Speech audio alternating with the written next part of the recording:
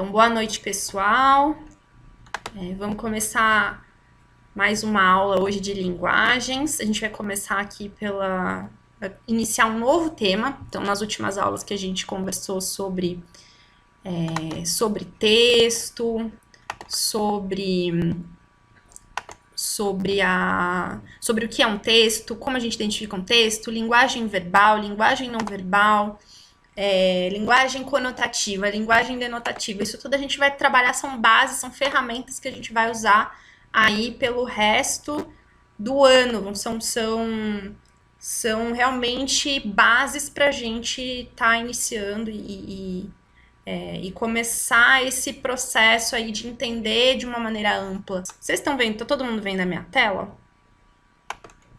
Sim, professora. Ok. Beleza. Então, funções da linguagem. Vamos então hoje falar um pouquinho sobre isso. Eu não sei se vocês têm noção do que são as funções da linguagem. Se alguém puder abrir o microfone e dar um spoiler aqui pra gente do que entende, do que lembra sobre isso, que já ouviu, pra gente poder falar. É aquela de metáfora, Então, a metáfora, normalmente,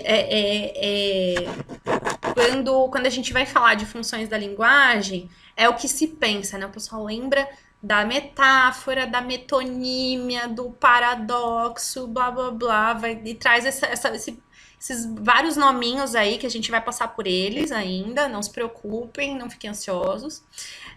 Mas é parecido, porque a metáfora, a metonímia, todos esses nomes são o que a gente chama de figura de linguagem. Então, as figuras de linguagem, que são muitas, são essas mesmo que vocês trouxeram agora. E aí, então a gente tem essas possibilidades.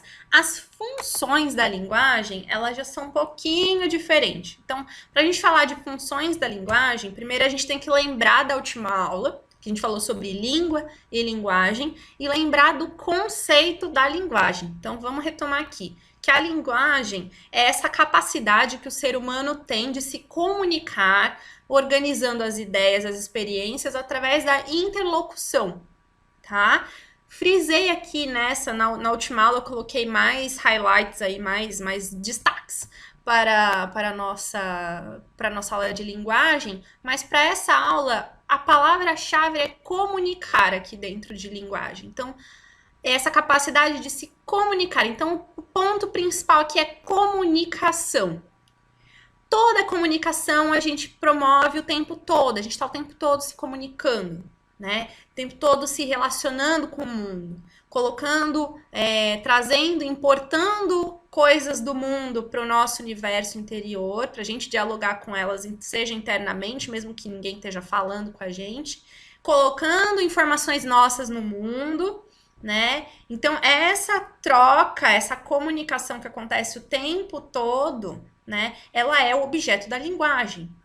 Toda comunicação tem um objetivo, ela é feita com um porquê. Então aqui a gente já vem trazendo aqui algumas pitadinhas, né, da gente poder observar, parar, dar um passo para trás, observar uma imagem e ver todos os elementos que ela traz, descrevendo objetivamente, em vez de já trazer um conceito pronto, a gente para e realmente ver quais sensações, o que aquilo tem, como aquilo é, para que a gente possa fazer esse exercício de desautomatizar as nossas percepções, tirar do automático, tirar do alinhamento do julgamento, daquilo que eu já vejo, eu já classifico, e da gente realmente poder ver com outros olhos. Então, todo esse exercício que a gente vai trabalhar o ano inteiro é fundamental para vocês mudarem e realmente verem os enunciados, perceberem o que a questão que é de vocês, como que vocês resolvem uma questão simplesmente lendo bem a questão, é o nosso objetivo aqui. Só que isso, a gente está falando como objetivo para uma prova, isso se expande para tudo. Então, em todo momento, vocês vão se pegar mudando a maneira como vocês observam, mudando a maneira como vocês escutam, como vocês interferem, como vocês observam tudo que está ao redor de vocês. E aí vocês vão começar a perceber a intenção daquela pessoa quando ela tá falando com vocês, o que que ela quer, com aquele jeitinho, com aquela entonação, vocês vão começar a perceber, ter percepções que vocês talvez não tivessem antes, né? Simplesmente porque vocês estão mais abertos para isso, mais atentos para isso. E aí toda comunicação tem essa intenção, carrega uma intenção, carrega um objetivo. E o que que a função da linguagem vai fazer? Ela vai justamente trazer pra gente uma possibilidade de olhar para essa comunicação e entender o porquê ela está sendo feita. Por que ela vem daquela forma? Qual que é a intenção? O que está tentando se enfatizar? E aí eu coloquei aqui propositalmente esse holofote, né? Pensando que a função da linguagem, ela nada mais, nada menos é do que um foco. Então, todo texto, toda a produção de texto, e aí vamos lembrar que texto é tudo aquilo que tem um sentido e que leva a informação de um autor para um receptor, né? Então, todo esse processo vai ter um foco determinado.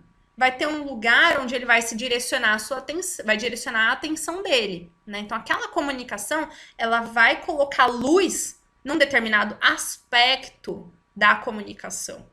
Tá? Então, já tenham isso de cara com vocês. A função da linguagem, as funções da linguagem, elas vão colocar holofotes voltados, enfatizando, né, mostrando, revelando determinados aspectos da comunicação, dependendo da intenção de quem está produzindo aquela comunicação. Certo? Até aqui? Então, para a gente entender as funções da comunicação, primeiro de tudo, a gente tem que entender que a comunicação, ela tem elementos, tá? Esses elementos e essas funções da linguagem, elas foram trazidas por um linguista chamado Jacobson. O Jacobson, ele é um linguista russo e ele trouxe toda essa teoria das funções da linguagem, que hoje já existem até outras, né, que conseguem perceber, trazer aspectos que essa teoria dele não tinha abarcado, mas ela continua sendo, essa teoria que ele desenvolveu, continua sendo central para que a gente observe o processo de comunicação em si. Então, por isso que ele até hoje é cobrado, no Enem cai muito, despenca, né? E é algo que a gente precisa realmente aprender a observar como processo de comunicação. Então, vamos pensar na comunicação. Vamos pensar na comunicação em si, né? Eu queria que vocês me ajudassem falando. Eu não consigo ver o chat aqui. Então, eu queria que vocês falassem, abrissem o microfone para irem falando. Para a gente ter um processo de comunicação, o que a gente tem que ter? Né? Vamos pensar aí numa comunicação qualquer, né? Uma troca entre seres. Coisas, seres, né? Porque a gente já viu que a linguagem, ela... Oi, desculpa? Não, eu respondi alto aqui sem querer. Não, é pra responder alto mesmo. Manda ver. É preciso de um tema, não era essa pergunta? Porque a conversa precisa de um tema. Olha, você trouxe algo bem interessante. Um tema. Então, eu já vou colocar aqui, vou acrescentando aqui pra gente ir... Enquanto vocês vão trazendo um tema fundamental que tem um tema. Então, ela vai ter uma pessoa que fale e outra pessoa para ouvir, né? Pessoa que Se fale. alternando, talvez, se for uma conversa. Isso, pessoa que ouça. Por exemplo, se for uma conversa falada, a não ser que seja um monólogo, porque tem esses também, né? Não sei se vocês têm esses amigos, eu tenho. Eu tenho esses amigos que me ligam. Deixa eu só terminar o raciocínio. Tem esses amigos que ligam, não sei se vocês têm, mas eu tenho esses amigos que ligam e falam, que ficam contando a vida. Aí você só participa no aham. Eu sou essa pessoa. Então, né? Então, aí nesse caso vai ser uma conversa que vai sempre uma falar e sempre a outra ouvir. Mas no normal, vamos dizer assim, no esperado, né? É que um fala e outro escuta, depois o outro fala e um escuta, né? Enfim. Pode dizer. Oi, eu ia dizer que estava travando. Eu não escutei. Ei, nada. Vocês estão me ouvindo bem? Ou como é que Agora fala? Eu Tô ouvindo boa, professora. Às vezes é algum problema na internet aí, nessa conexão. Vai observando qualquer coisa, vão me avisando. Se truncar aí, vocês me avisam. Tá? Professora, Hum, um elemento é a compreensão. As duas pessoas precisam se compreender para rolar uma conversa. compreensão. Compreensão. Eu ia falar do idioma, mas, por exemplo, a pessoa pode se comunicar apenas fazendo gestos, tipo, eu quero um pouco d'água. Ela mostra, sei lá, água ali, aí a pessoa já pode entender que ela quer água. Mesmo não sabendo falar o mesmo idioma, eu acho que elas conseguem se comunicar por gesto. Sim, Assim. sim, mas é um tipo de Lembra que a gente falou que a língua ela é um sistema de códigos entre uma determinada comunidade? Então, às vezes, mesmo que não tenha uma língua falada, né, comum, mas o gesto ele se torna um código, dependendo, né? Ele se torna uma maneira de compreensão. Então, tá certíssimo. O que mais? Então, a gente tem um tema, tem que ter uma pessoa que fala, uma que escuta, uma que compreende. Que mais? Um padrão, Um padrão? tipo, Como assim? as palavras, e tem a linguagem de sinais, que tem os sinais separados, a linguagem de Morse, código Morse. Eu vou colocar isso aqui, Estoque. aqui junto esse padrão que você trouxe, junto da compreensão, porque ela tem que ter um padrão para ser compreendida. Exatamente. Essa é a teoria dos 6 elementos? eu acho que imagens também, uma coisa assim, livros, porque eles também transmitem coisas, né? Acho que isso mexe com comunicação. Professora, pensando nessas várias formas no qual a gente pode transmitir uma informação, esse elemento seria um só, apesar de ser manifestado não verbal ou verbal? Ele tem a manifestação verbal, não verbal, só que esses elementos de comunicação, eles se subdividem, né? Então, eles têm uma... Verbal ou não verbal entra aqui nessa compreensão que vocês trouxeram, né? Nesse item de poder falar a mesma língua, entre aspas, né? Um entender o outro, ter o mesmo padrão de comunicação. Então, seja verbal, seja não verbal, entra nesse tópico. Mas ainda assim, essa comunicação vai ter que ter um tema, vai ter que ter uma pessoa que fale, uma que ouça, né? Grosso modo aí, vamos colocar assim. E vai ter que ter esse padrão que vocês estão trazendo aí. Todos estão falando sobre a mesma coisa, que é esse padrão de comunicação, de linguagem que o A e o B compreendam-se, né? Mas tem mais coisa aí. Se eu só tiver um tema, só tiver uma pessoa e só tiver uma compreensão, ainda vai ter uma comunicação?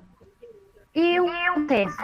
Agora não sei se é contexto espacial, texto histórico. Contexto, você trouxe? Contexto entra aqui, ó, no tema. Contexto. Contexto, entendi. assunto, o tema, sobre o que se fala, vai entrar ali em cima. É isso mesmo. Eu Que acho que mais? tá faltando o canal. Faltando canal. Muito bom. Canal é por onde a gente tá falando, né? Certo. Então... E mais uma... Vocês estão esquecendo de uma coisa fundamental. Sem ela não tem texto, nada. né? O A texto. gente tem código. O texto.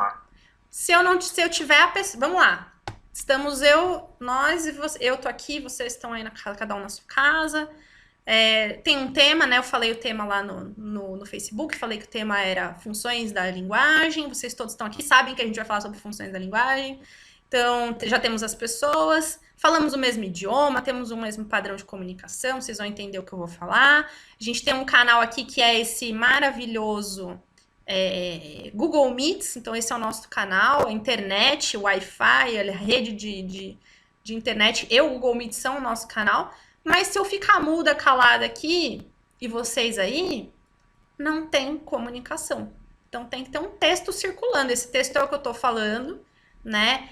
Exatamente a transcrição do que eu tô falando literalmente, vocês escutam, decodificam e entendem essa mensagem mesmo. Então, essa mensagem precisa ser falada, esse texto precisa ser colocado em forma de mensagem, tá? Então, muito bem, vocês trouxeram os temas fundamentais, né?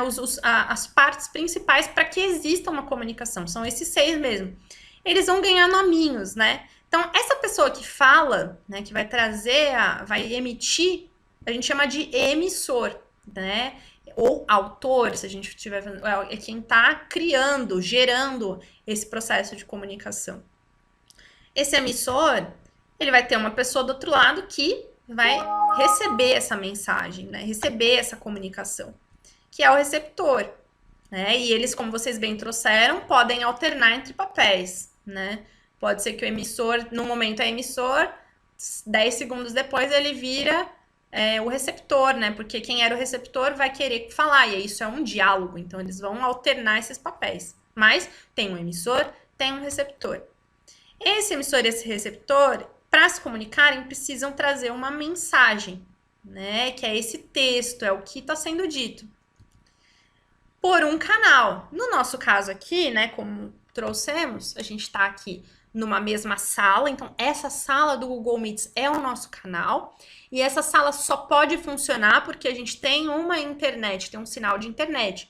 Então, juntando as duas coisas, né? Vocês têm um computador, esse computador acessa a internet, e essa internet permite que vocês entrem nessa sala, esse combo, né? Computador ou celular, né? O tablet, enfim, o aparelho de vocês, junto com a sala criada no Google Meets, que é a nossa plataforma, junto com a internet que permite que vocês acessem, né? Entrem nessa sala, é o nosso meio. Se a gente estivesse presencialmente em sala de aula e eu estivesse falando para vocês, qual seria o meio? O que vocês acham que seria o meio?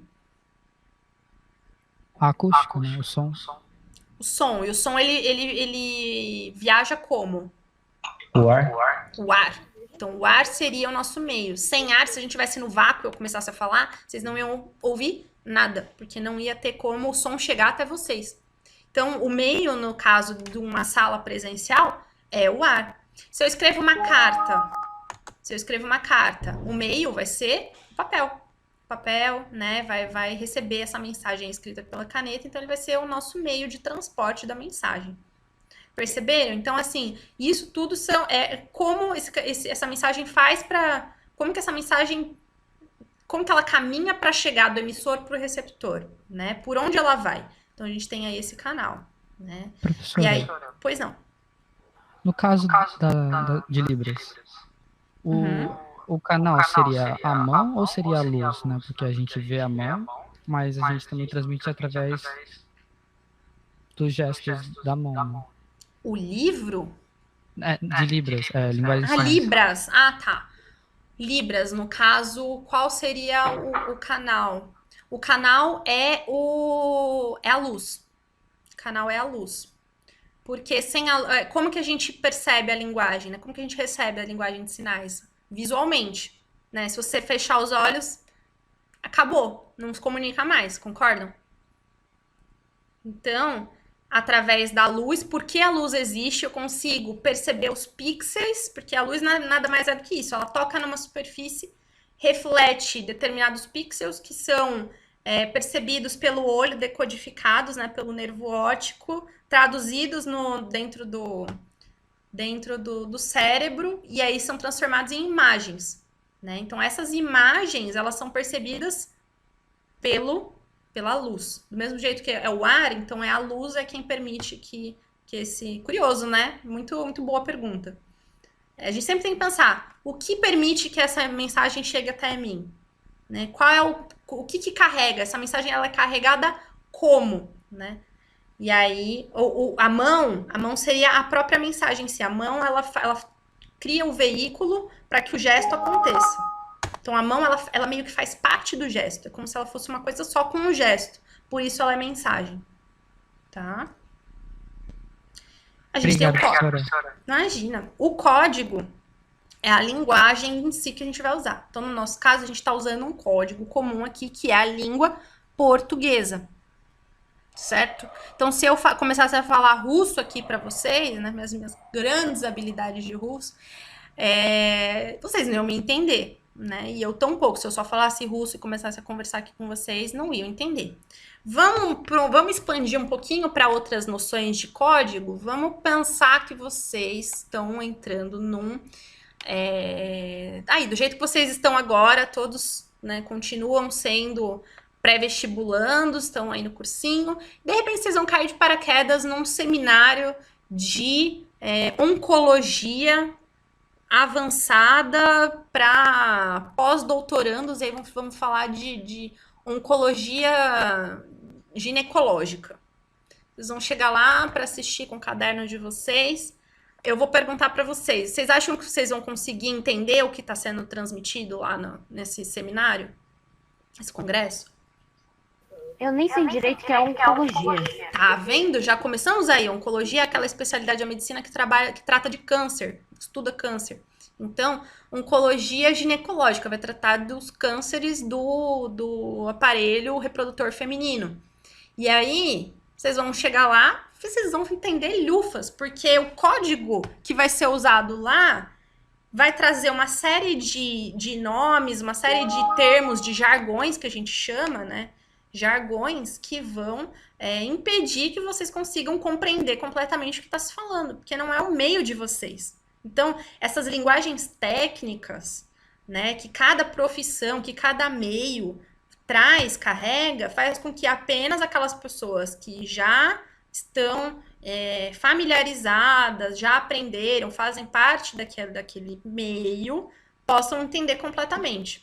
Então, eles vão continuar falando português, você não vai deixar de entender a mensagem, né? Se você tiver que escrever tudo o que eles estão falando, você consegue, né, escutar e transcrever, por exemplo, e transcrevendo, você vai conseguir fazer isso, porque você fala a língua portuguesa. Mas o código não é comum, não é conhecido, não é familiar para você, porque ele trata de uma área técnica que você desconhece, porque você não estudou.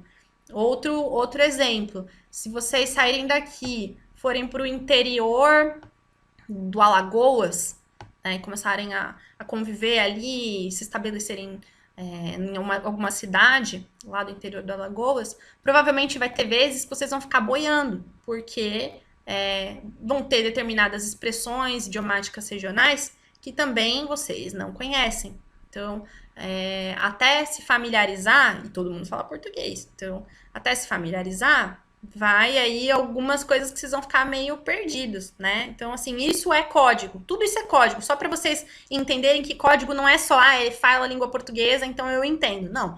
Você pode compartilhar da língua portuguesa e estar em determinada situação, ambiente, contexto, que faça com que você não entenda aquilo que está sendo passado. Então, você não participe de uma maneira efetiva desse processo de comunicação. Tá? Mais uma coisa que é importante nesse ano. Então, a gente vai ter o emissor, a mensagem, o receptor. Eles vão conseguir trocar isso por um meio, né? Esse meio, ele vem junto com o código, que o emissor e o receptor têm que compartilhar do mesmo código, certo? E aí vem um referente. O que é o referente? É sobre o que se fala. Sobre o que se fala. Então, qual que é se a gente está lá no congresso de medicina, de oncologia, blá, blá, blá. Então, o tema daquela comunicação vai ser oncologia ginecológica avançada. Esse vai ser o tema. Sobre o que? O assunto que vai se falar. A gente aqui tem um referente. Qual que é o referente? Funções da linguagem, né? Então, se a gente começar a assistir um documentário sobre as focas albinas da Patagônia em seu habitat. E aí, então, qual vai ser o referente, né? Sobre o que vai se falar? Focas albinas da Patagônia. Então, esse é o assunto, né? O contexto, o tema sobre o que está se falando. Então, percebam aqui que a gente, né, só revisando, a gente então vai ter esses 6 elementos do emissor, o receptor, a mensagem, o canal, o código e o contexto, ou referente, né? A gente pode dar os 2 nomes, tá? Tem contexto 2 vezes aqui, depois eu vou apagar lá. Qual que é a diferença já para a gente entender entre mensagem e contexto? Mensagem é o que está sendo dito, é o corpo da mensagem em si, né? É palavra por palavra, é como que as palavras estão organizadas e o texto ipsis literis, ou seja, tintim por tintim do que eu tô falando. Se vocês tiverem que pegar qual é a mensagem que eu tô falando aqui, a mensagem não é funções da linguagem, a mensagem é cada palavra que eu tô falando. É vocês pegarem essa aula depois e transcreverem, né? Vai ser um trabalhinho meio complicado, né? Nesse caso aqui, porque eu falo demais, vocês sabem. Mas isso é a mensagem. Tudo isso que eu tô falando aqui faz parte de mensagem. O contexto é o assunto, globalmente falando do que eu tô falando. Então, é algo mais amplo. Mensagem é estritamente o que eu estou dizendo, com que palavras eu estou dizendo, o corpo da mensagem. Contexto já vai para o mais amplo. É o referente, é sobre o quê, tá bom? Esses 6 elementos, cada um deles vai ter um foco diferente. Vai ter uma função da linguagem diferente para cada um desses elementos de comunicação. Então, cada função da linguagem vai colocar aquele holofote em cima de cada um desses elementos. Então, uma função da linguagem vai colocar um foco, um holofote, uma lupa para o emissor, outro vai colocar uma lupa para o receptor, outro vai colocar uma lupa na mensagem, e cada um aí vai mudar a característica de acordo com essa função da linguagem. A primeira função da linguagem a gente chama de emotiva ou expressiva, né? Então, eu trouxe aqui um exemplo clássico, né? Casimiro de Abreu. Oh, que saudades que eu tenho da aurora da minha vida, da minha infância querida que os anos não trazem mais. Que amor, que sonhos, que flores, naquelas tardes fagueiras, à sombra das bananeiras, debaixo dos laranjais. Então, e aquela velha, né? Muito velha, né? Da época de vocês, mas tudo bem. Ah, tô maluco! Até aí tem função da linguagem, professora? Sim, tem função aqui também. No A eu tô maluco, né? Vamos ver por quê. Porque essa função da linguagem, o foco dela tá no emissor. E o que isso quer dizer? Quer dizer que essa função da linguagem, ela é centrada nas emoções, nos desejos, no ponto de vista desse emissor. Né? Então, é subjetiva, ela vai focar nesse eu que está expressando, nesse emissor que está colocando essa mensagem.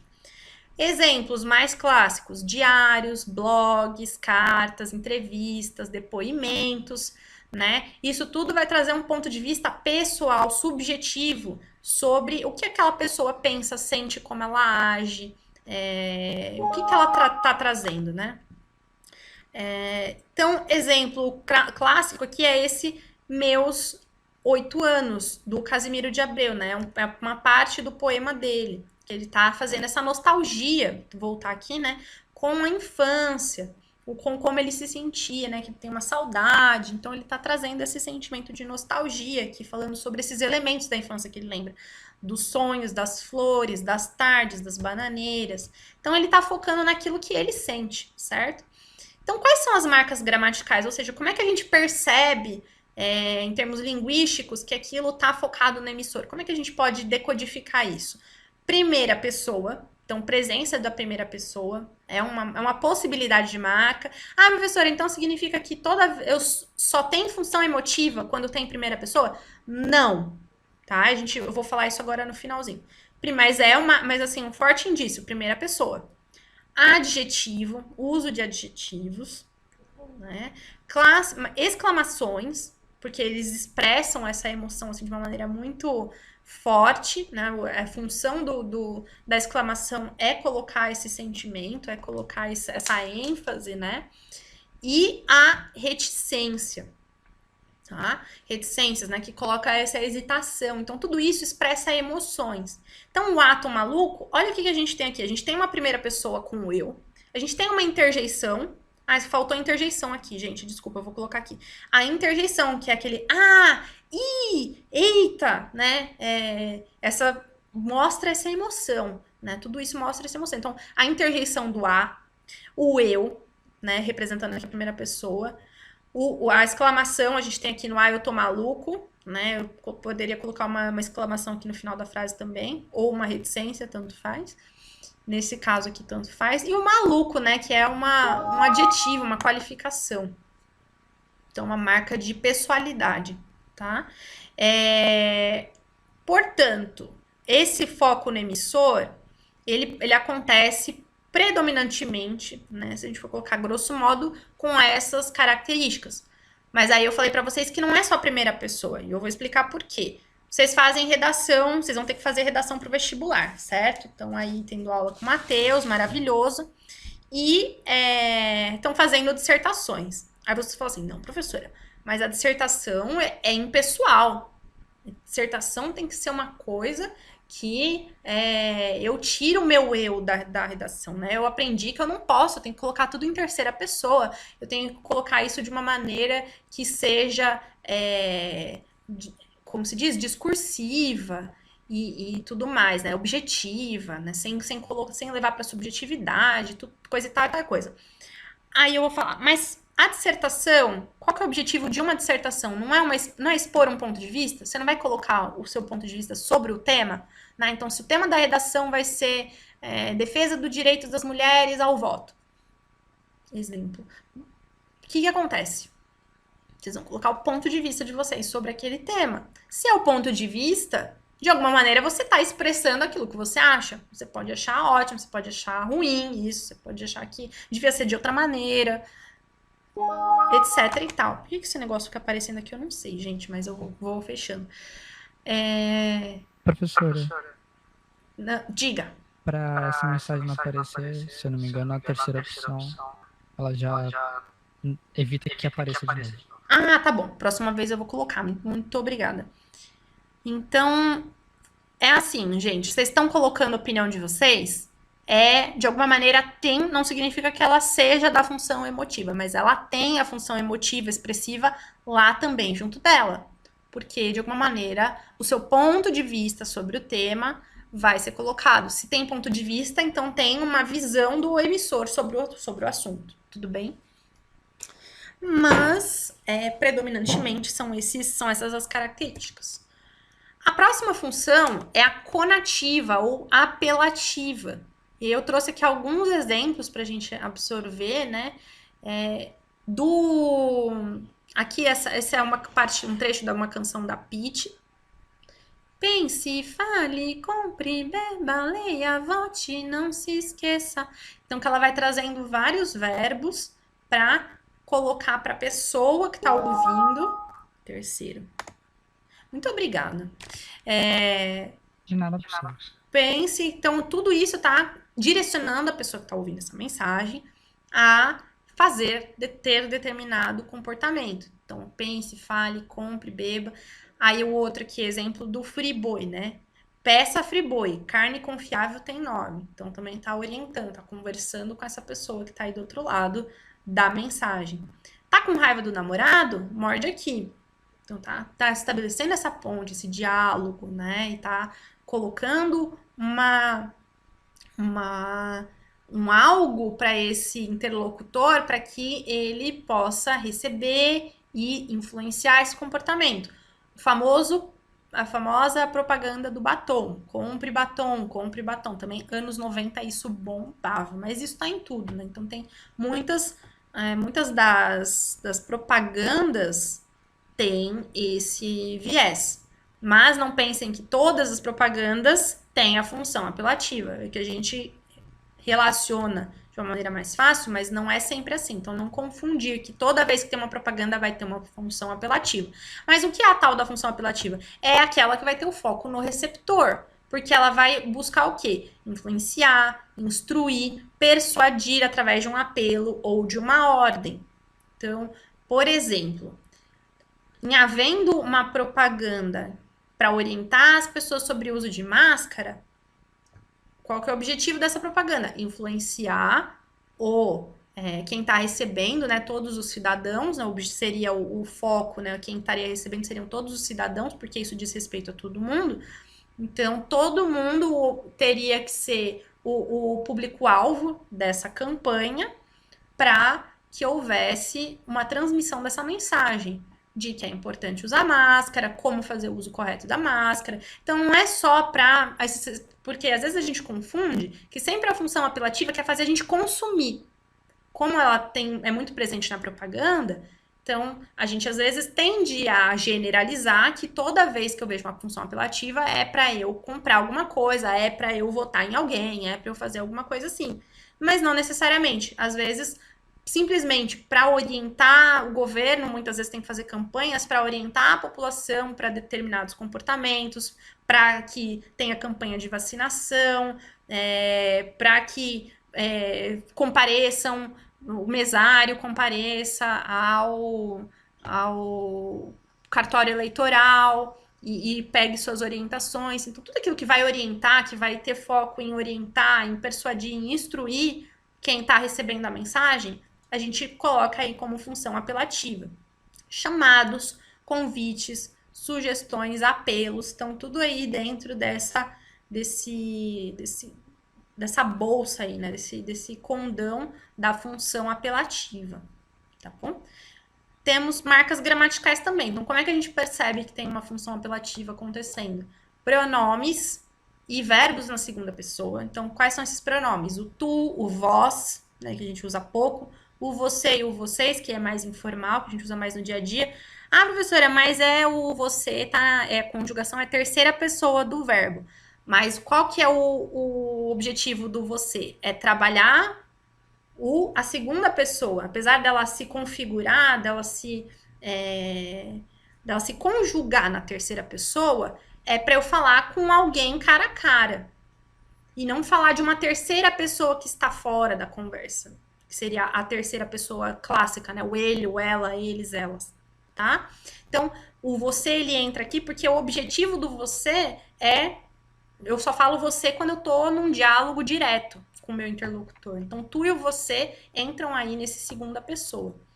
E verbos? Então, esse cante, fale, faça, tudo isso, né? Esse chamamento, também, quando eu falo, mãe, me traz não sei o quê. Mãe, esqueci minha toalha, né? Um clássico. Mãe, traz a toalha, né? Aí vem o quê? Nesse mãe traz a toalha. Essa comunicação que você está estabelecendo com a tua mãe é uma comunicação que tem a segunda pessoa, traz, né? Esse traz tá um implícito aí, um traga, você traz para mim, por favor, essa toalha. E o vocativo, né? O vocativo é esse chamamento. A gente fala, o amor, poxa, vamos ver um filminho, né? Então você tá chamando essa pessoa. Queridos, vocês estão bem? Né? Então eu tô colocando esse vocativo, essa classe gramatical de palavra que a gente chama de vocativo. Então, esse mãe é esse vocativo para eu chamar a atenção da minha mãe para ela me trazer essa toalha, certo? E o modo imperativo, que eu trago ordens ou sugestões, ou de alguma maneira coloco esse papel instrucional aí na comunicação. Professora, diga. Que é o modo apelativo? Ele manda uma ordem, mas se você jogar um, por favor, ele já perde essa questão apelativa ou é só uma... Não, ele continua com...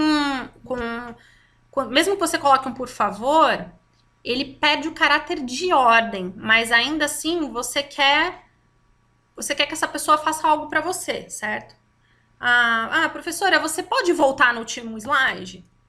Eu falar, posso, volto no último slide, aí eu volto aqui, por exemplo. Mas quando você pede para mim, professora, pode voltar no último slide, por favor? Você tá buscando que você tenha um apelo para que eu faça algo, né, para você. Então, ainda assim, a gente tem essa função apelativa funcionando, porque o seu objetivo da sua comunicação é chegar em mim, é que eu tenha alguma ação para algo que você precisa, certo? Ou quer. Então, seja esse você pessoa física, sua empresa, o governo, qualquer instituição que está emitindo, qualquer coisa, que está emitindo essa comunicação e que essa comunicação está chegando para você, para a pessoa destinatária, né, o destinatário dessa comunicação, que vai ter alguma ação, ou vai ter alguma resposta, ou que, de alguma maneira, possa realizar aquilo que essa instituição, esse ser emissor, precisa, tá bom? Muito boa pergunta. Obrigada. Muito boa pergunta também. Imperativo não é só, não confundir, né, porque quando a gente coloca um por favor... ele tem o mesmo, ele é educado, né? Mas ele ainda assim, ele tem o mesmo objetivo de pedir algo, de requisitar algo. Então, aí a gente vai para a função poética. Poética, gente, não confundir com, professora, a função poética, então vai acontecer sempre em poesia, e a gente já acha que poesia é poema, são coisas diferentes, a gente vai falar sobre isso em umas aulas aí bem mais pra frente, mas só para trazer aqui, a função poética não é aquela que vai acontecer só quando a gente tem um texto em versos, tá? Então não basta ser um texto em versos para que tenha uma função poética. Tem textos maravilhosos da Clarice Lispector, incríveis, que são realmente poesias, tem a função poética ali presente. E não estão escritos em versos. Então, não quer dizer nada, não tem nada a ver uma coisa com a outra. A função poética, vamos ler aqui, por exemplo, eu vou ler o que está aqui no quadrado, aquele trecho da canção da Adriana Calcanhoto, que é pela janela do quarto, pela janela do carro, pela tela, pela janela, quem é ela, eu vejo tudo enquadrado, remoto controle. Então, ele tem uma cadência, percebam que o jeito que a música é falada, que as palavras são faladas, elas são bem ritmadinhas, elas são bem uma sequência, né? Parece realmente que tem algo correndo pela sonoridade. Pela janela do quarto, pela janela do carro, ela não dá nenhuma pausa entre uma palavra e outra. Parece que eu realmente tô correndo, né? Então tem essa visão aqui na Adriana Calcanhoto, que ela tá vendo imagens pela janela do quarto, do carro, pela tela, e ela vê tudo enquadrado. Então muitas imagens assim vão correndo e vão se passando para ela. Tá? Então, aí é só uma percepção, uma visão sobre esse trecho da música. E qual que é o objetivo da função poética? É aquela que vai ter um foco na mensagem. Então, lembrando que mensagem é texto, é o texto que está sendo dito, tudo aquilo que vai permitir que essa mensagem seja construída de uma maneira interessante, que eu tenha uma seleção de palavras interessante, que eu tenha um ritmo, tenha uma sonoridade... tudo isso que vai permitir com que eu pense em como essa mensagem, como o que eu quero dizer vai ser dito efetivamente, eu tenho aí a função poética. Aí eu vou trazer de novo a redação lá do Matheus para vocês.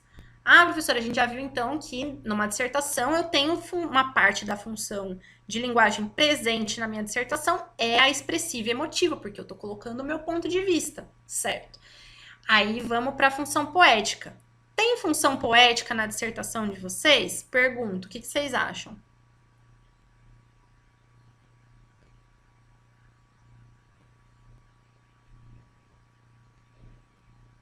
Eu acho que sim, mas eu não tenho certeza. Você acha que sim, mas você não sabe onde exatamente, né? Mas você tem essa impressão que sim. Acho que pela questão de seleção de palavras, tem que ter um sentido em cada parágrafo. Exato, exatamente. Isso é um bom ponto. Basta ver, gente, como o foco é na construção da mensagem, como vocês vão abordar aquele assunto, aquele tema maior, né? Que aí a gente tá falando de referente, mas aí vocês têm um tema maior e vocês pensam, como é que eu vou escrever sobre o direito da mulher ao voto, né? Sei lá. Mesmo exemplo que eu usei antes. Como é que vocês vão escrever isso? Cada um de vocês vai fazer uma redação sobre o mesmo tema, e se você pegar todas as redações, nenhuma vai ser igual. Nenhuminha. Porque se for igual, é plágio.